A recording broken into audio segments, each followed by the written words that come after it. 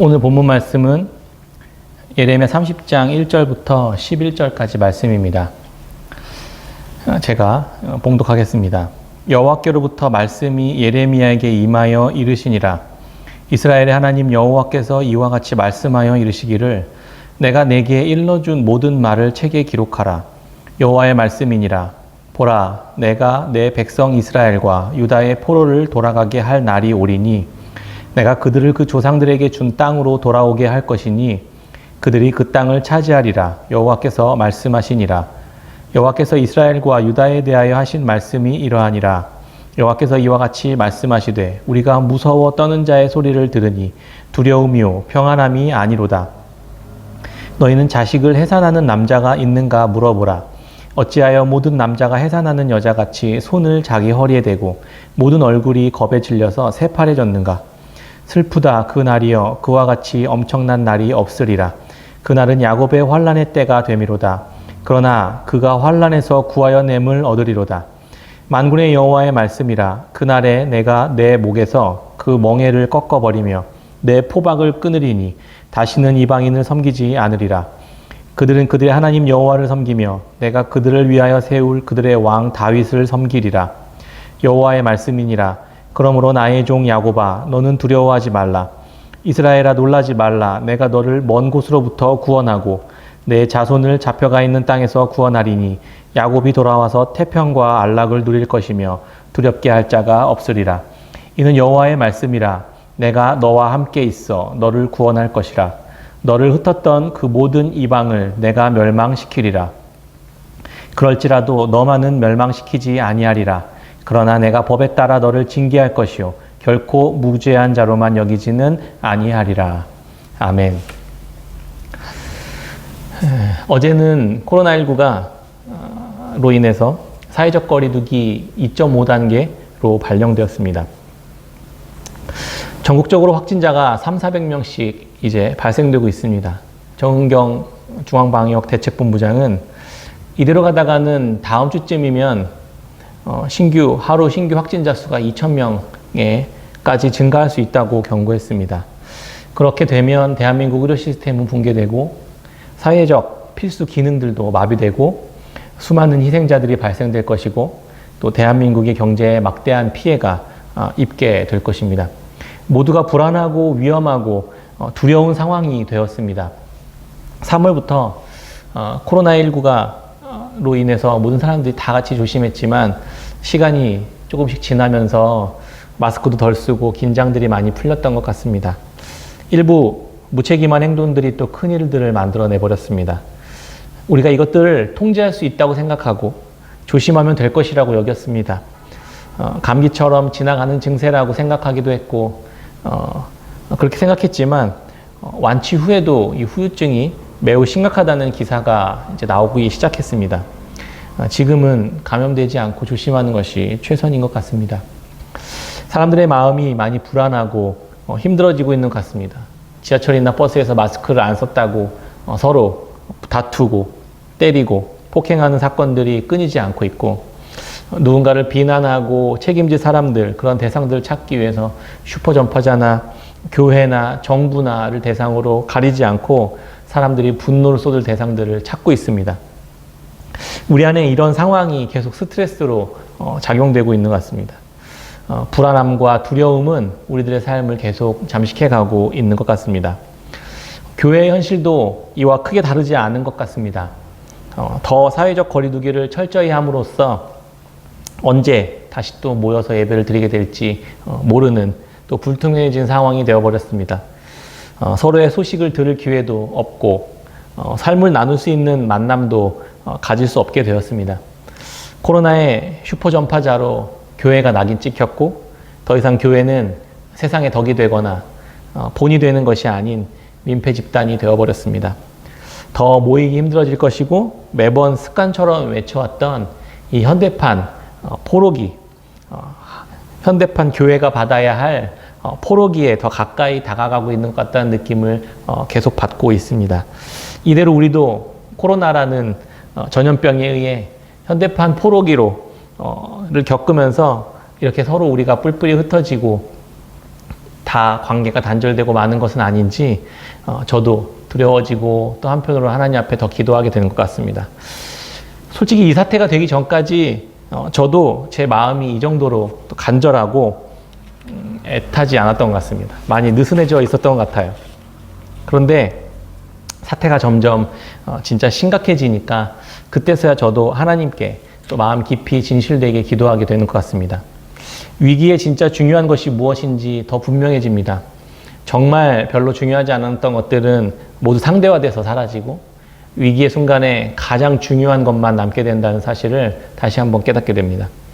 이제 교회는 어떻게 해야 될지 도무지 방법이 없는 것 같아서 하나님 앞에 기도했습니다. 그런데 주님은 의외의 마음과 생각을 갖게 하셨습니다. 오히려 이 시간을 통과하면서 남겨진 교회들은 예수 그리스도 안에서 더 견고해질 것이고 더 단단해질 것이라는 마음을 갖게 하셨습니다.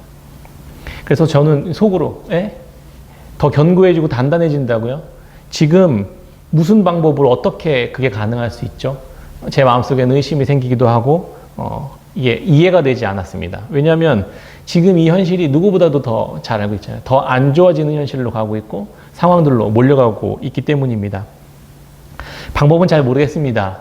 그러나 주님은 반드시 자신이 선택하고 구별한 하나님의 백성들을 그렇게 만들어내실 것이라는 마음을 오늘 이 약속의 말씀을 통해 갖게 하셨습니다. 오늘 본문 말씀 예레미야 30장 3절 한번 읽겠습니다. 여호와의 말씀이니라 보라 내가 내 백성 이스라엘과 유다의 포로를 돌아가게 할 날이 오리니 내가 그들을 그 조상들에게 준 땅으로 돌아오게 할 것이니 그들이 그 땅을 차지하리라. 아멘. 이런 와중에 엊그제 1일 택배 기사로 성도님들 가정에 일용할 양식들을 배달했습니다. 그러면서 어려운 상황 속에서도 주님 안에서 더 연결되고 가까워진다는 것이 무엇인지 아주 조금은 경험하게 되었던 것 같습니다. 곱창 전골을 가정마다 전달해 드리면서 기쁜 마음으로 만났고 반가운 얼굴들을 만났습니다. 그러면서도 동시에 주님이 이렇게 공급하시는 분이시구나 라는 사실들을 함께 경험하게 되었습니다. 우리가 놓인 상황은 최악을 향해서 점점 빨려 들어가는 것처럼 보일지 모르지만 주님은 우리를 더 예수 그리스도 안으로 불러 모으시고 계시는구나 라는 생각을 하게 되었습니다. 저희 아내의 꿈이 봉고차 타고 성도님들 만나 신방하며 사는 삶이었었는데 현실적으로 그렇게 못하고 있긴 하지만 엊그제는 잠시 그 꿈을 조금 이루어 보았던 것 같습니다. 저 또한 매우 기쁘고 즐겁고 또 뿌듯하고 또 행복한 시간이었습니다. 교회에게 만남이라는 것이 얼마나 중요한 것인지 그 자체가 가지고 있는 힘이 엄청나다는 것을 알게 되었습니다. 이런 코로나의 위기가 만나지 못하게 하고 몸은 더 떨어지게 만들었습니다. 그러나 예수님의 마음을 담아 작은 선물들을 서로가 전하고 그 마음을 가지고 가족들이 주님 앞에 모여서 식사를 나누고 교제할 수 있도록 서로가 격려할 때 예수 그리스도 안에 교회는 영적으로 더 친밀해지고 더 가까워지고 그렇게 될 수 있는 일들이 일어나는 것을 경험하게 되는 것 같습니다.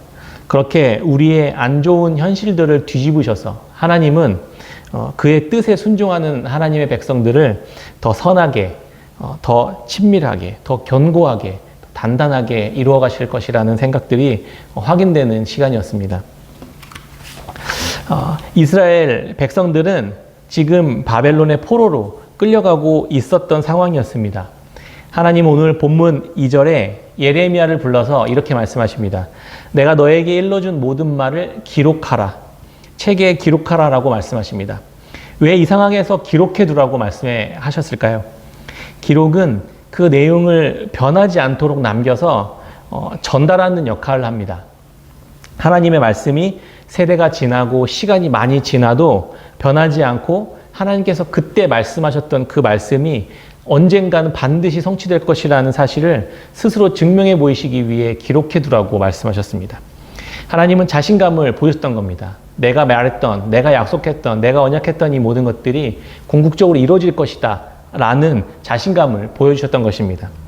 기록되어 있으면 나중에 시간이 많이 지나고 난 후에 말씀대로 되었다는 것을 우리가 확인할 수 있습니다. 이것이 하나님의 신실하심이며 하나님의 능력인 것입니다. 시간이 지나도 그분의 말씀은 땅에 떨어지지 않고 그분의 말씀은 반드시 그 말씀하신 대로 그 뜻을 이루어낸다는 사실들을 우리가 알 수 있게 되는 것입니다. 포로로 끌려간 이스라엘 백성들에게 70년 후에 반드시 약속한 땅을 다시 차지할 수 있도록 하시겠다고 하나님은 약속하고 계셨던 것입니다. 그걸 예레미야에게 기록해놔라 이렇게 말씀하셨던 겁니다. 다시 돌아오도록 하겠다고 하는 그 말씀이 포로로 끌려갔다가 이스라엘 백성들이 끌려갔다 그냥 아무 변화 없이 다시 돌아오게 할 것이다. 이런 뜻은 아니었습니다. 하나님은 이스라엘 백성들을 포로로 끌려갔다가 돌아오는 과정에 이 끌려갔다가 돌아오는 과정을 통해서 그들이 변화되어야 할 모습을 하나님은 꿈꾸고 계셨습니다. 그것을 위해 그들이 받아야 할 징계를 받도록 지금 하고 계셨던 것입니다. 예레미야 30장 11절 말씀을 읽어보겠습니다. 이는 여호와의 말씀이라. 내가 너와 함께 있어 너를 구원할 것이라. 너를 흩었던 그 모든 이방을 내가 멸망시키리라. 그럴지라도 너만은 멸망시키지 아니하리라. 그러나 내가 법에 따라 너를 징계할 것이요 결코 무죄한 자로만 여기지는 아니하리라. 이스라엘 백성들은 우상 숭배라는 문제 때문에 포로로 끌려가게 됐습니다. 특히 성전 안에서 얼마나 끔찍한 우상 숭배의 일들이 만행되어 있었는지를 예레미야와 동시대를 살았지만 바벨론의 포로로 먼저 이렇게 끌려가게 됐었던 에스겔 8장 말씀에 보면 아주 자세하게 기록되어 있습니다. 남유다의 마지막 왕 시드기야가 다스리고 있었던 때에 바벨론 포로 공동체에 포함되어 살아가고 있었던 포로로 끌려가 있었던 이 에스겔이 어느 날 하나님의 환상을 보게 됩니다. 하나님의 손에 갑자기 에스겔의 머리를 한 움큼 쥐어서 번쩍 들어서 이 멀리 떨어져 있었던 예루살렘으로 성전으로 데리고 옵니다. 그리고 무슨 일이 성전에서 일어나고 있는지 너가 두 눈으로 똑똑히 보라고 이렇게 말씀하십니다. 에스겔 8장을 보면 그 한 장 전체가 다 곳곳에서 벌어지고 있는 우상 숭배에 대한 이 비참한 끔찍한 민낯이 자세하게 기록되어 있습니다. 북쪽에 있는 제단문 어귀에서도 또 뜰문 담 안쪽에서는 가증하고 악한 짐승들과 곤충들로 채워져 있었다. 이렇게 기록되어 있습니다. 사방 벽에는 다 그런 우상들의 그림들이 그려져 있었고 특별히 이스라엘의 지도자인 70명의 장로들이 집단적으로 우상을 숭배하고 있었습니다. 북문에는 여인들이 앉아서 담무스를 위해 애곡하고 있었고 또 성전 안에서 안뜰에는 25명이 하나님의 제단을 등지고 엎드려서 동쪽에서 떠오르는 이 태양신을 숭배하고 있었습니다. 오직 하나님만 바라보고 오직 하나님만 예배해야 할 이스라엘 또 거룩한 성전에서 온갖 잡다한 우상들로 가득되어 있는 음란한 우상들로 가득되어 있는 우상 숭배가 만연해 있었던 것입니다. 하나님은 그곳을 심판하셔야만 했고 그들을 모두 성전에서 내쫓아 버리셔야만 했었습니다. 하나님이 유일하게 임재하셨던 그 성전에 하나님조차 더 이상 계실 수 없어서 예루살렘 성전을 하나님의 영이 떠나는 장면이 에스겔 11장에 기록되어 있습니다. 하나님의 영이 이 예루살렘 성전을 떠나서 그 멀리 바벨론 포로로 끌려가 있었던 그 포로들 공동체 안에 임시적으로 거하시는 모습을 보게 됩니다. 이것이 이 상황들이 우리가 거부할 수 없는, 부인할 수 없는 우리 교회들의 현실이고 또 이게 성령이 거하시는 우리들의, 저와 여러분들의 마음속 상황처럼 느껴졌습니다. 하나님께서는 지금 이 시대의 교회와 우리들의 마음에 가득한 우상들이 득실거려서 도저히 그 안에 임재하실 수 없으시다는 것을 말씀하고 있는 것 같았습니다. 저의 마음도 온갖 다른 우상들로 가득했음을 인정하지 않을 수 없습니다. 하나님은 이 문제를 해결하고 싶어 하셨습니다. 성전을 깨끗하게 청소하셔야만 했고 우리들이 그토록 붙들고 있었던 이 마음속 우상들을 완전히 제거하셔야만 했었습니다. 하나님만 의지하고 예배하는 변화된 이들만 약속된 땅으로 다시 불러들이시겠다는 계획을 하나님은 하고 계셨던 것입니다. 우상 숭배에 빠져 있었던 이스라엘 백성들의 실체는 생각보다 많이 심각했습니다. 이들 스스로는 자기 자신이 스스로 생각할 때에도 이 모습에서 스스로는 빠져나올 수 없다 이렇게 생각하고 있었습니다. 예레미야 30장 12절부터 14절 말씀해 보면 여호와께서 이와 같이 말씀하시니라. 내 상처는 고칠 수 없고 내 부상은 중하도다. 내 송사를 처리할 재판관이 없고 내 상처에는 약도 없고 처방도 없도다. 너를 사랑하던 자가 다 너를 잊고 찾지 아니하니 이는 내 악행이 많고 내 죄가 많기 때문에 나는 내 원수가 당할 고난을 내가 받게 하며 잔인한 징계를 내렸도다. 그냥 한마디로 아무 소망이 없다는 겁니다. 너의 답이 없는 상황이 되어버렸습니다. 완전한 절망이었습니다. 그런 상태에 있는 우리들을 하나님은 포로기 상황으로, 이스라엘 백성들을 포로기 상황으로 밀어 넣으시고 그들이 고난과 잔인한 징계를 받게 하셨던 것입니다. 하나님은 우리를 회복하시고 온전케 하시지만 그냥 웃으시면서 그래 괜찮아 다 괜찮아 이렇게 없었던 일로 여겨주시겠다고 하시는 적이 없습니다. 그리고 그렇게 하시는 분이 아닙니다. 우리가 우리의 죄악에 대해 분명하게 징계를 받도록 하시는 분이시고 그 징계의 과정을 통해 우리의 마음의 중심이 다시 하나님께만 온전히 예배하는 거룩에 이르도록 하시겠다는 뜻이 있으셨습니다. 그렇다면 그것을 어떻게 이루어내실까요? 하나님은 예레미야 29장에서 이 과정이 재앙이 아니라 평안이고 미래와 희망을 주시는 것이라고 말씀하셨습니다. 하나님의 백성은 어려움을 만나면 어린아이처럼 하나님을 더 찾게 되어 있습니다. 내 힘으로 할 수 없음을 고백하고 인정하고 깨닫고 그렇게 하는 사람은 하나님을 더 간절히 찾게 되는 것입니다. 예레미야 29장 11절 12절에 13절에 보면 여호와의 말씀이니라 너희를 향한 나의 생각을 내가 아나니 평안이요 재앙이 아니니라 너희에게 미래와 희망을 주는 것이니라 너희가 내게 부르짖으며 내게 와서 기도하면 내가 너희들의 기도를 들을 것이요 너희가 온 마음으로 나를 구하면 나를 찾을 것이요 만나리라. 아멘. 하나님께 부르짖으며 찾아가 기도하면 하나님은 그 기도를 들으시는 분이십니다. 그런데 그 기도조차 심판의 포로기 정도의 이 괴로운 시간들을 통과하지 않으면 하지 않는 게 우리들의 모습입니다. 그래서 하나님께서 기도를 하도록 만들고 계시는 겁니다. 포로기 상황이에요. 기도할 수밖에 없게끔 하나님은 계속 만들어 가시는 작업까지 우리에게 하고 계셨던 것입니다. 또 온 마음으로 주님을 찾으면 또 구하면 찾게 되면 만나게 될 것이라고 하나님 말씀하십니다. 그런데 우리는 어지간하면 주님을 찾지 않습니다. 어지간하면 주님을 구하지 않습니다. 그럼에도 하나님은 우리가 하나님을 찾고 구하도록 계속 낮아지게 하시고 더 잃어버리게 하시고 더 실패하도록 우리의 삶을 포로기 속으로 계속 등 떠밀고 계시는 것처럼 보입니다. 우리가 하나님을 구하고 찾을 마음이 될 때까지 하나님은 우리를 계속 그렇게 몰아가실 것입니다. 왜냐하면 전심으로 기도하고 또 찾고 구할수록 포로로 보내버려서라도 우리가 하나님께 나아가 기도하고 하나님을 온 마음으로 찾도록 해서 결국엔 하나님께서 그 기도를 들으시고 만나주시는 데까지 이루어가고 이끌어 가실 수 있겠다. 그렇게 하시겠다라는 하나님의 결단이었던 것입니다.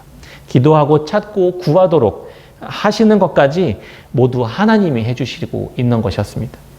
그것이 하나님이 우리를 향해 베푸시는 은혜이자 사랑인 것입니다.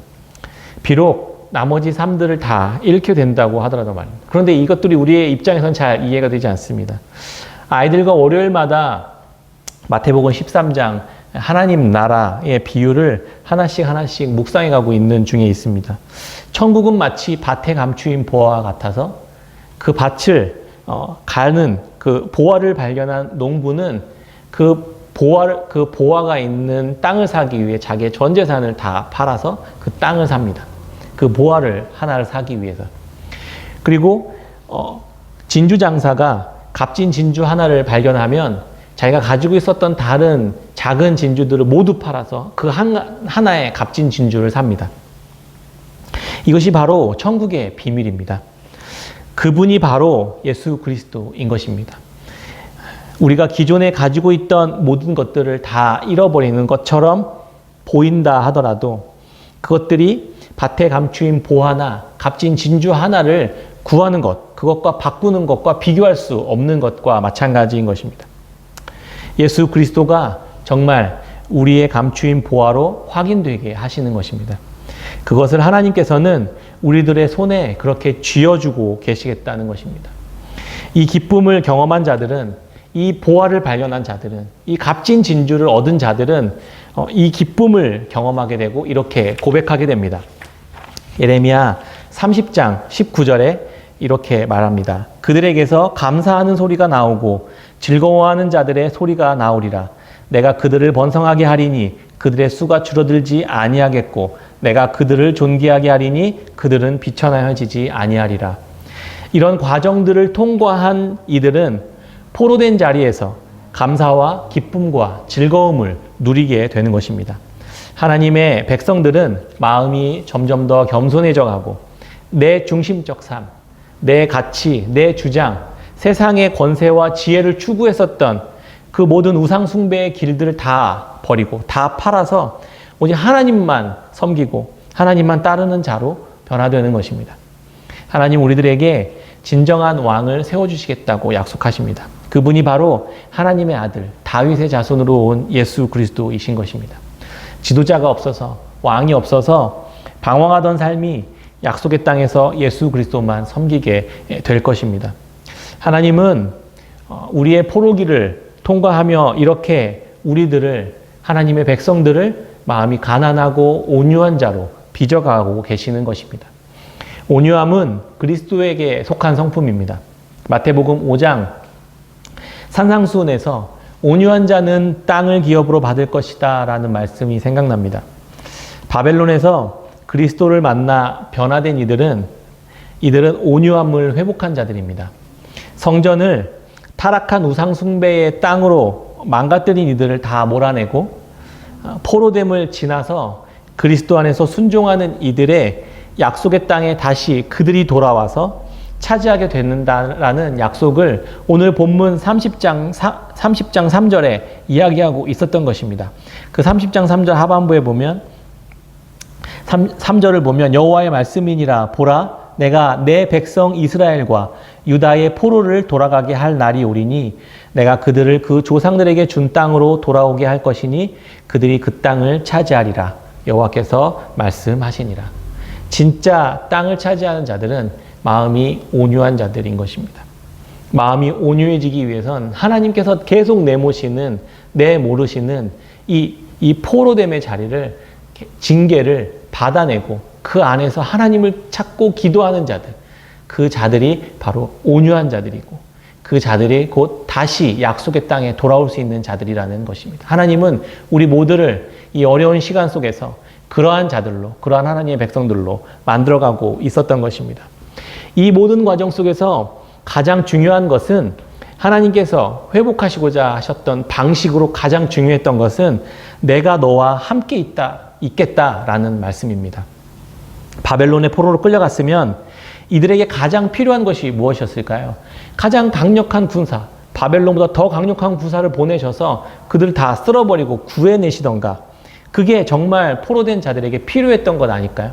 그들은 그런 것들을 필요로 했을 텐데 그래야지만 그들이 메고 있었던 멍에를 꺾고 또 포박을 끊어버릴 수 있습니다. 그게 우리들의 생각입니다. 그런데 하나님은 그냥 단순히 내가 너와 함께 하겠다, 그냥 이 한 말씀만 하십니다. 방법은 말하지 않고 그냥 결론만 이야기하시는 것입니다. 허풍처럼 들리기도 한 이것이 하나님의 백성이 진정으로 알아야 할 진리라는 것입니다.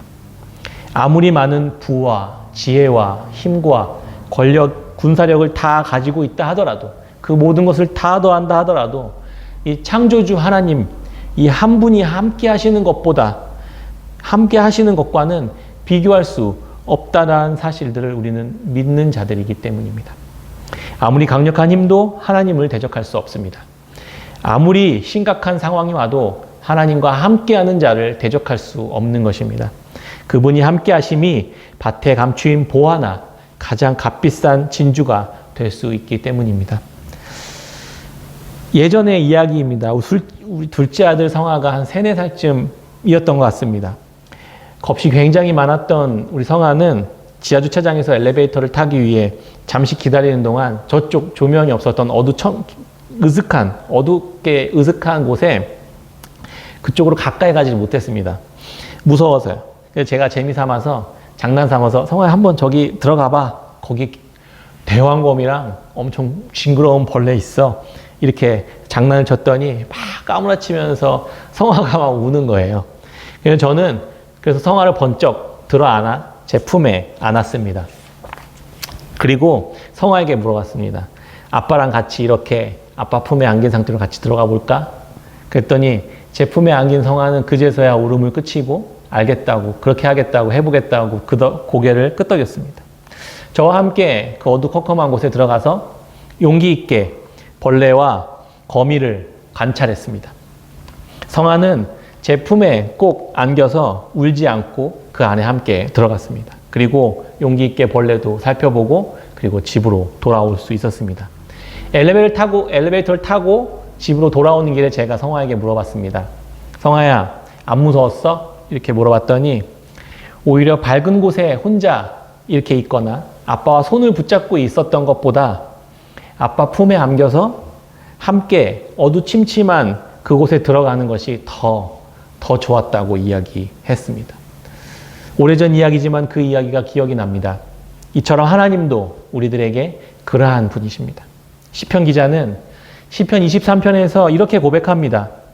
여호와는 나의 목자시니 내게 부족함이 없으리로다. 그가 나를 푸른 풀밭에 누이시며 쉴만한 물가로 인도하시는도다. 내 영혼을 소생시키시고 자기 이름을 위하여 의의 길로 인도하시는도다. 내가 사망의 음침한 골짜기로 다닐지라도 해를 두려워하지 않을 것은 주께서 나와 함께 하심이라. 주의 지팡이와 막대기가 나를 안위하시나이다. 주께서 내 원수의 목전에서 내게 상을 차려주시고 기름을 내 머리에 부으셨으니 내 잔이 넘치나이다. 내 평생의 선하심과 인자하심이 반드시 나를 따르리니 내가 여호와의 집에 영원히 살리로다. 아멘. 말씀을 맺도록 하겠습니다.